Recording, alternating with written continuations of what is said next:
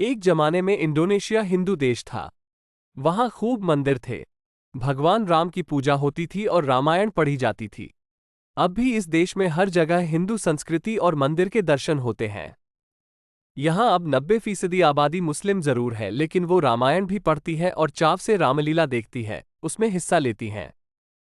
दक्षिण पूर्व एशिया में स्थित इंडोनेशिया की आबादी लगभग 23 करोड़ है।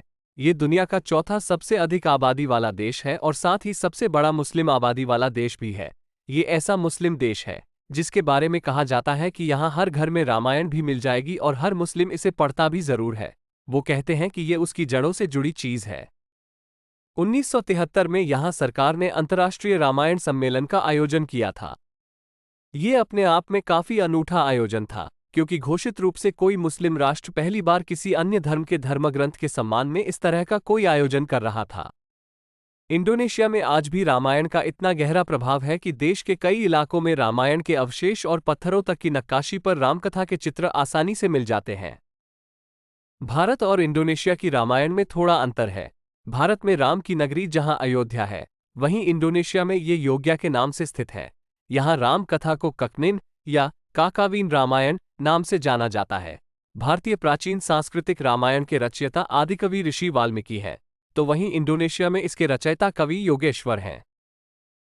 इंडोनेशिया की रामायण 26 अध्यायों का एक विशाल ग्रंथ है।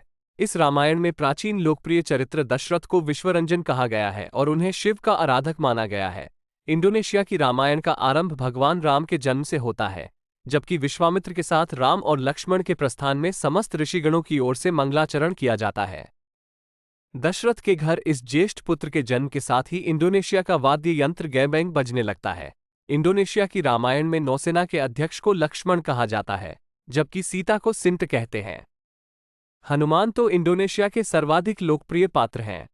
हनुमान जी की लोकप्रियता का अंदाजा इसी बात से लगाया जा सकता है कि आज भी हर साल इस मुस्लिम आबादी वाले देश के आज़ादी के जश्न के दिन यानी कि 27 दिसंबर को बड़ी संख्या में राजधानी जकार्ता की सड़कों पर युवा हनुमान का वेश धारण कर सरकारी परेड में शामिल होते हैं।